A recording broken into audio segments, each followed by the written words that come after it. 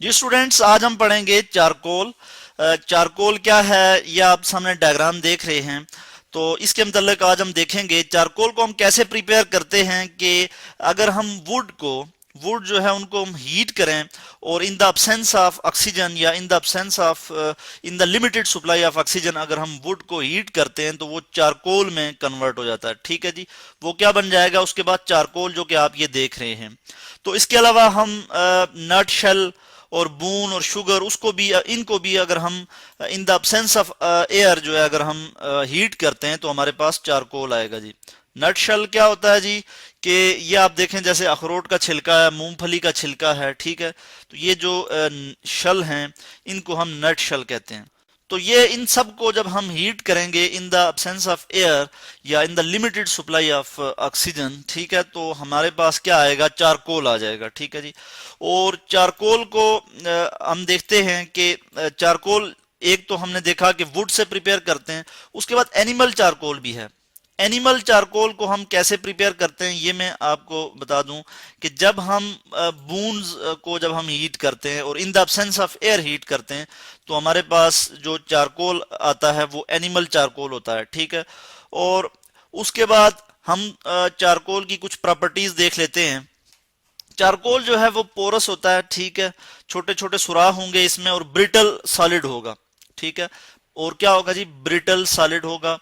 यानी मैं आपको ये दिखा दूं कि ये इसकी पहली प्रॉपर्टी हमने आपको बताई कि पोरस एंड ब्रिटल सॉलिड। ठीक है, यानी सख्त मतलब सॉलिड होगा, इस तरह का सॉलिड होगा कि वो टूट सके, ठीक है, मगर सॉलिड फॉर्म में होगा। इसके बाद ये वुड से लाइटर होगा, यानी इसका जो वजन है यानी ये हल्का होगा वुड से। ठीक है, वुड से जो है ये हल्का होगा। तो ये भी मैं आपको ये हमारी सेकंड प्रॉपर्टीज आ गई कि चारकोल की जो सेकंड प्रॉपर्टीज है वो ये है कि लाइटर देन वुड है।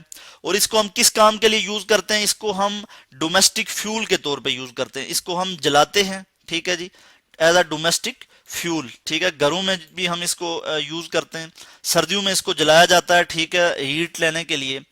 और उसके बाद हमने बात की कि एनिमल चारकोल क्या है। तो एनिमल चारकोल में ये मैं आपको बताता चलूं एक इंपॉर्टेंट चीज कि एनिमल चारकोल में calcium phosphate as a impurity मौजूद होता है। ठीक है, इस प्रॉपर्टी को भी मैं यहाँ दिखा दूं कि as a impurity calcium phosphate मौजूद होता है किसमें जी, एनिमल चारकोल में। और वुड से जो चारकोल हासिल होता है, ठीक है, उसमें जो एज अ इम्प्योरिटी मौजूद होता है वो सल्फर होता है। ठीक है, एनिमल चारकोल में इसको यहाँ पे लिख लेता हूं, चारकोल, COAL।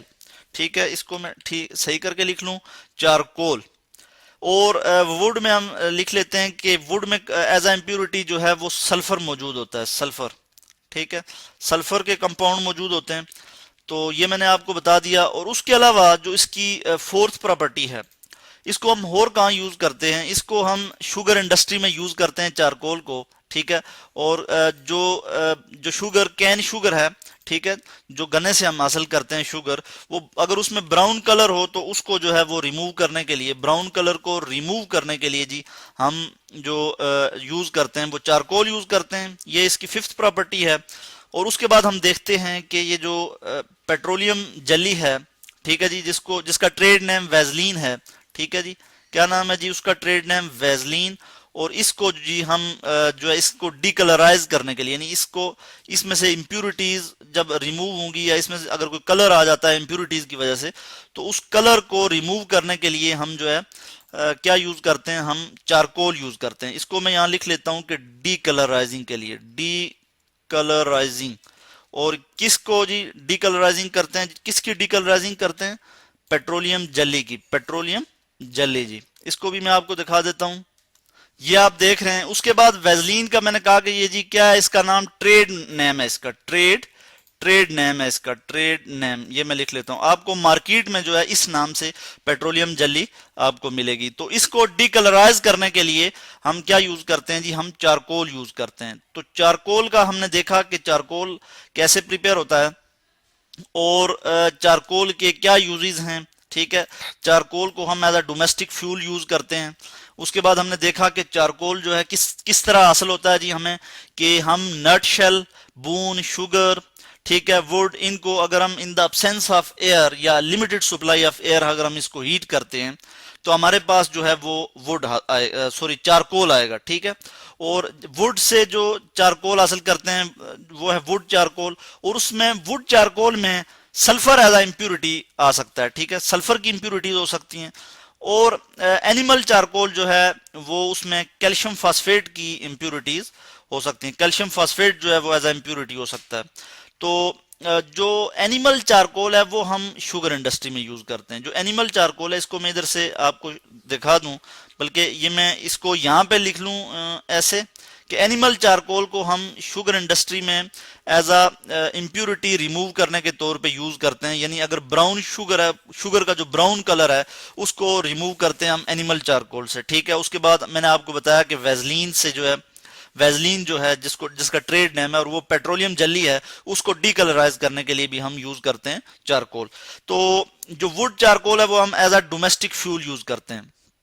ठीक है जी, वो as a domestic fuel use करते हैं। और एनिमल चारकोल मैं आपको बता दूं कि ये हम शुगर इंडस्ट्री में यूज करते हैं टू रिमूव द इम्प्यूरिटीज या ब्राउन कलर जो है, ये मैंने आपको बता दी। इस एरो को मैं यहां से शो कर देता हूं कि ये जो है शुगर इंडस्ट्री में जो है हम एनिमल चारकोल यूज करते हैं इम्प्यूरिटीज या ब्राउन कलर को रिमूव करने के लिए। तो ये था आज का टॉपिक चारकोल, जो कि होपफुली कि आपको समझ आया होगा।